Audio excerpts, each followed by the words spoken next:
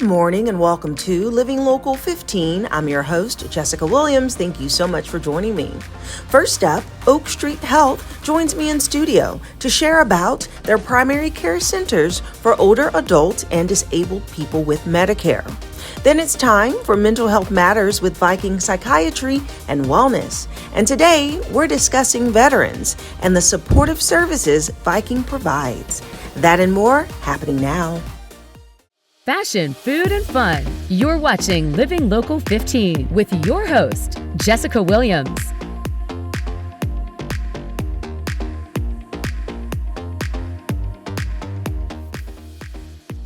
This segment sponsored by Oak Street Health. Oak Street Health is an American healthcare network of primary care centers for older adults and disabled people with Medicare.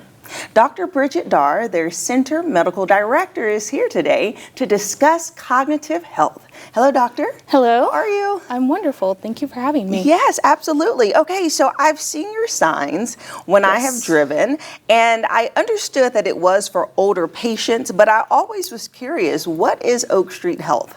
Yes, so we are primary care for older adults, mainly people on Medicare. That's who we serve, that's who we take care of. Mm-hmm. And so what makes you different from other medical offices? Like, what is your niche? Mm-hmm. Well, it's really, we are solely focused on older adults. So a lot of primary care offices see anyone, babies to teens, to people in their mid-20s, 40s, etc. We solely focus on older adults, which gives us a unique perspective. We get really comfortable treating those things that tend to impact older adults more commonly than other groups. Yes, and you're connected to a pharmacy because the location I'm thinking about in downtown has the CVS there. And then I also think I see a little sign that says like AARP is associated with it. Okay, Yes. So you all just kind of bring in a collective of medical partnerships that older folks need as they are aging. So talk to me a little bit more about the all-in-one stop option that they have. Yes, so we have two locations here in Fort Wayne. The center that I'm at, we call Summit City. That's the name of our location. Yeah. We are connected to the CVS pharmacy. Now, if you go in there, it's not going to be your traditional CVS pharmacy. You're not going to see the birthday cards and the snacks and whatnot. Right. The candy aisle that you don't need to go down. No. But you will see, we have a have a handful of over-the-counter medications, vitamins, etc., and then they have the pharmacy. Okay. And what's really nice about that, I have quite a few patients who really like that, because if they come in and they need a prescription for whatever reason, I can send it right over. It may take 20 minutes, but they can hang out, grab a cup of coffee, wait for that prescription, and then leave, and they don't have to go back out. Yeah. Which is really nice. Mm-hmm. It's such a convenience. Just, I have personally been at a medical practice before that was inside of a hospital. And so it's the same thing. They prescribe you something, you go downstairs, you wait just a moment, which is worth it because you don't have to drive and try to remember to pick it up later. Absolutely. So that's a really great benefit for our elders. So when we say elder adults, what age range? So it gets a little fuzzy, I would say. I don't necessarily put a specific number on it. I do have a handful of patients who are a little bit younger, and then most of our patients, I would say, are 65 and older. But we have people who are younger who are on Medicare for various reasons. Right, because that's the disability part in it. Okay, so let's focus on cognitive health a bit. Yes. Okay, what is cognitive health and why is that important for this age range?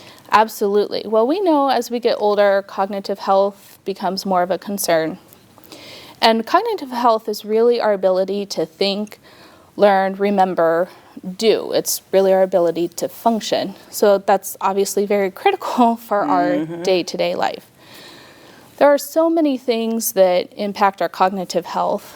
I'm going to focus on 3 for right now. Yeah. Staying active, eating healthy, and learning. What do I mean by that? Well, first of all, I really like to say to my patients that what is good for the heart is good for the brain. We spend so much time talking about heart health that all of those things are going to benefit our brain. So eating right, fruits, vegetables, lean meats, the more we can do that, the better our cognitive health. The old adage, we are what we eat, is so true. When we fill our body with healthier foods, we think clearly, we have more energy, we're more active. When we put in those fatty, salty, sugary, highly processed foods, it actually weighs us down. We may not realize it at the time because it can feel so good. Right. Feel so satisfied. It's like, how could this be wrong? But if you do that day in, day out, it really does start to slow your reflexes, slow your mind.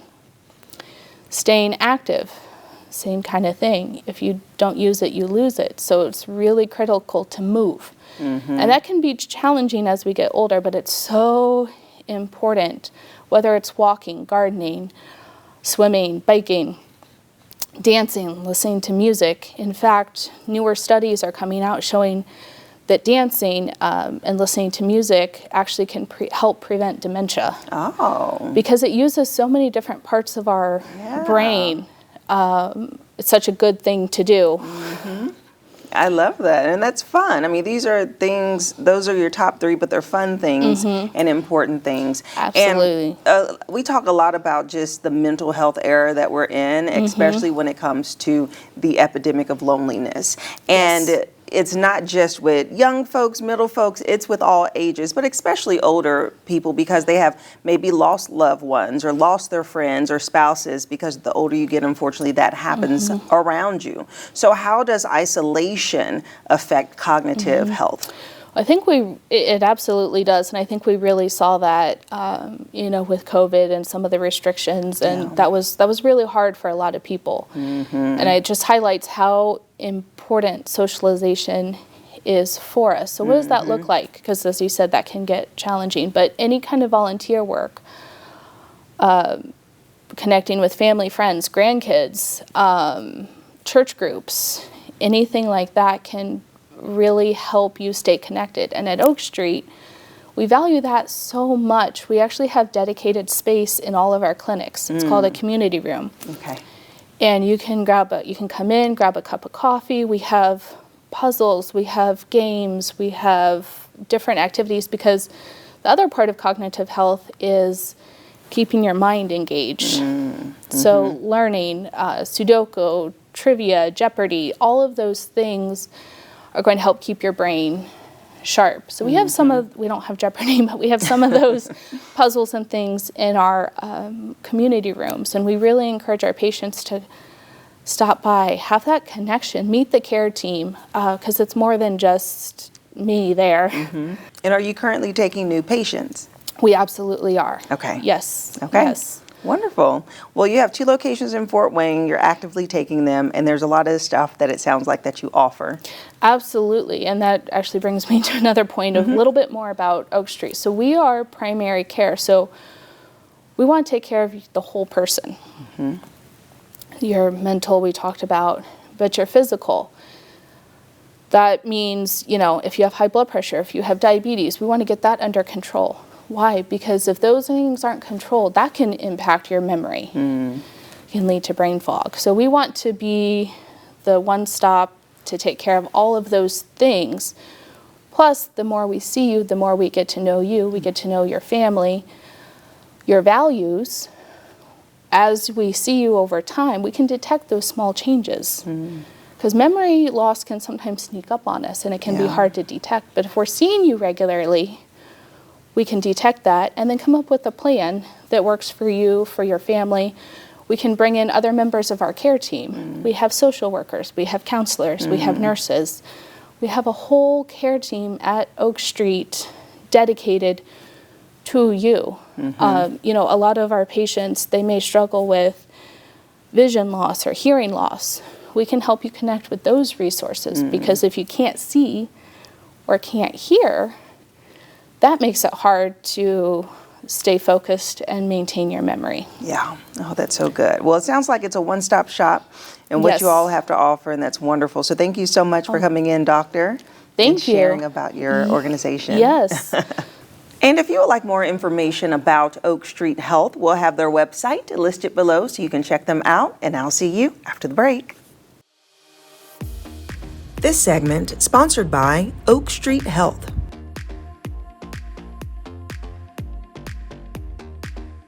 Have an idea for the show? Want to find out how you can be a guest? Contact us at livinglocal15@wayne.com.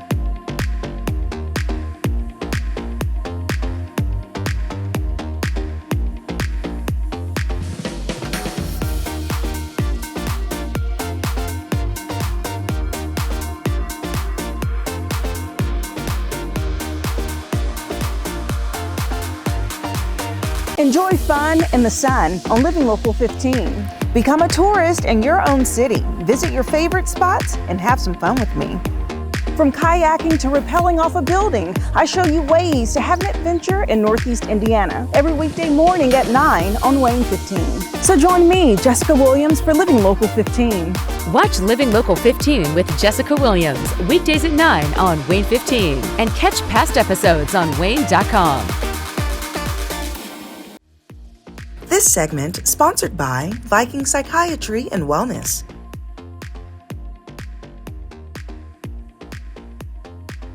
Friday is Purple Heart Day, so we wanted to take the opportunity to discuss mental health challenges and solutions for veterans. And today I am so thrilled to be discussing this with Sean Goddard on our Mental Health Matters with Viking Psychiatry and Wellness. Hello. Hello, good to see you. You too. Good. Okay, so this is really cool that Purple Heart Day is here. Mm-hmm. Why don't you start off by just sharing a little bit about that, especially because you are a veteran? Yeah, I think we always want to take the time to acknowledge veterans who have served active duty. Mm-hmm. We often talk about veterans, but we forget about all the hundreds of thousands of people that are serving right now at this time. Mm-hmm. But Purple Heart Day is a time to recognize individuals who really have sacrificed a lot for our country and thankfully have been recognized in some way. And I think when it comes to mental health, I did serve myself. I was a 14 Sierra Stinger Missile Avenger crew member in the Army. I got out in '98.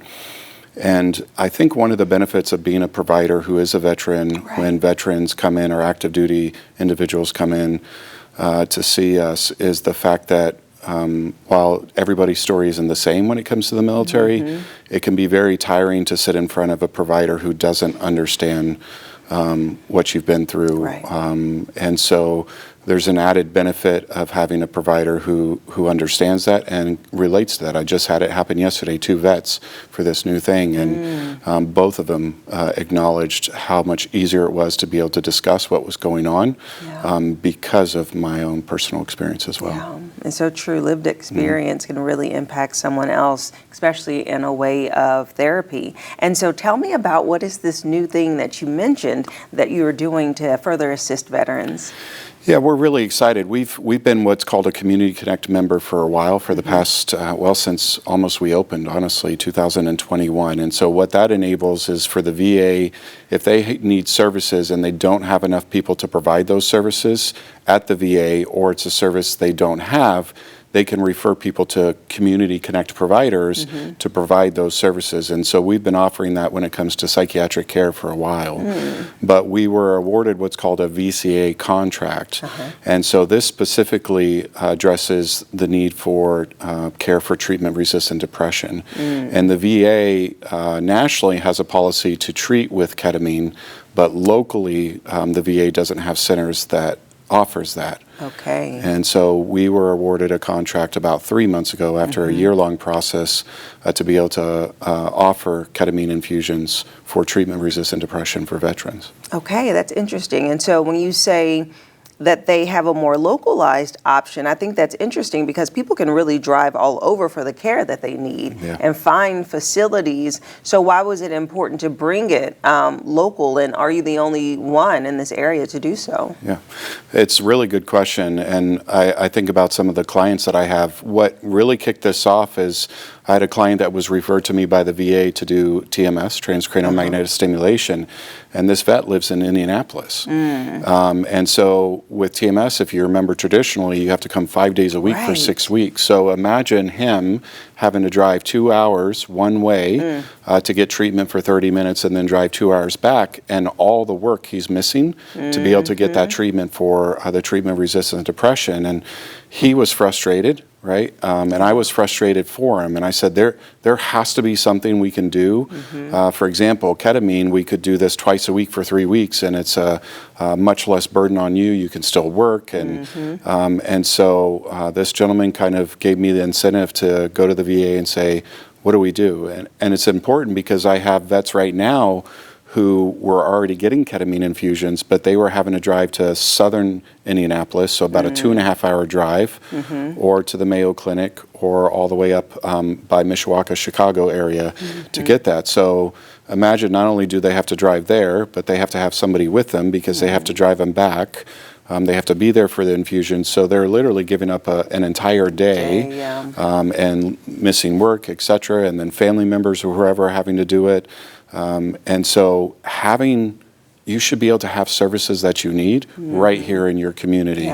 And yes, we're lucky. We were awarded the contract, and we are the only provider in this community within a 2-hour range who can do it. So what does that look like tangibly when it comes to veteran support? Because I know a lot of the treatment is based on pill-resistant treatment at first. So is that the same process? They would have had to have tried oral medications and been denied it to be able to cross over to the machines? Yeah, so I mean, the VA is the one who has to ultimately approve it, and they have to give the referral, right? And then I screen them and make sure they're appropriate before we treat them. But in general, what they define as treatment-resistant depression or difficult to treat is they need to have tried and not been successful on 2 to 3 medications, 2 to 3 antidepressants. And so a lot of people think that it means to be able to get services like ketamine or TMS, and that they have to have done 5 or 10 or, really gone to the extremes. But what we know is that once you've been on 2 or 3 antidepressants, if you're not responding, the chances that you're going to respond to another one gets lower and lower and into the single digits. And so we want to take action immediately. And before, the VA really couldn't do that. I mean, they had to refer people, like I said, out of town, and it was kind of a last resort. And now this is an option that doesn't need to be a last resort. Yes. And what do you say to those patients, to those veterans who are like, hey, I've tried medicine, I've tried treatment. They may feel discouraged to actually give something else a real try. Yeah, personally, I understand that. I've talked about my experience with depression and the amount of meds that I went through and the lack of hope, and I felt like I was broken and there was something wrong with me.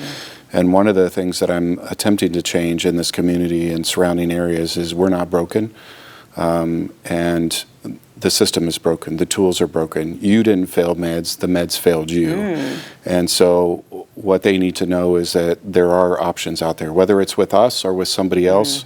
Ultimately, it's important that they understand that there is a reason to still have hope, and we can get them care.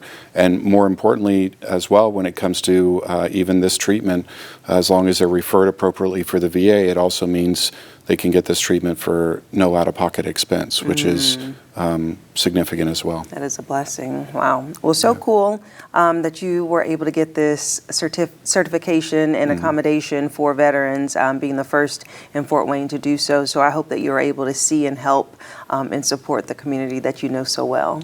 Thank you very much. Thank you for this information. And if you would like more information about Viking Psychiatry and Wellness, we'll have their website listed below and their phone number. Give them a call to set up your consultation, and I'll see you after the break. This segment sponsored by Viking Psychiatry and Wellness.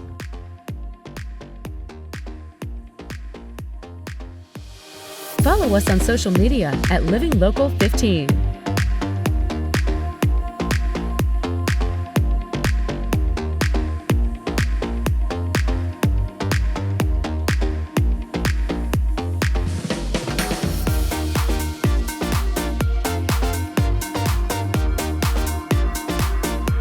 Hi, I'm Jessica Williams, host of Living Local 15, covering food, fashion, and everything fun in Northeast Indiana. Watch weekday mornings at 9 as we explore the community and I introduce you to some of my new favorite places. Where will I go next? Well, you'll have to watch and see, but I want to know, where do you recommend I go?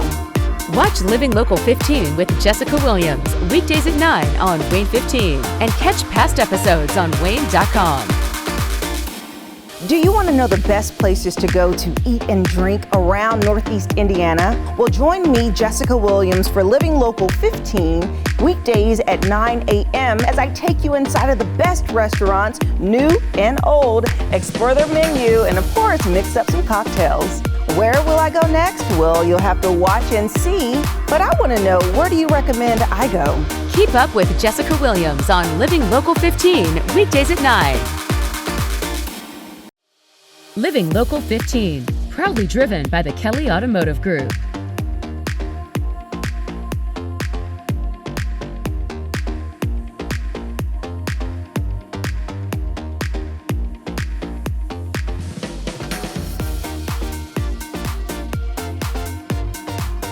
Go to the Living Local 15 page on WANE.com for recipes from the show, to watch a segment again, and to get information on products and services featured on Living Local 15.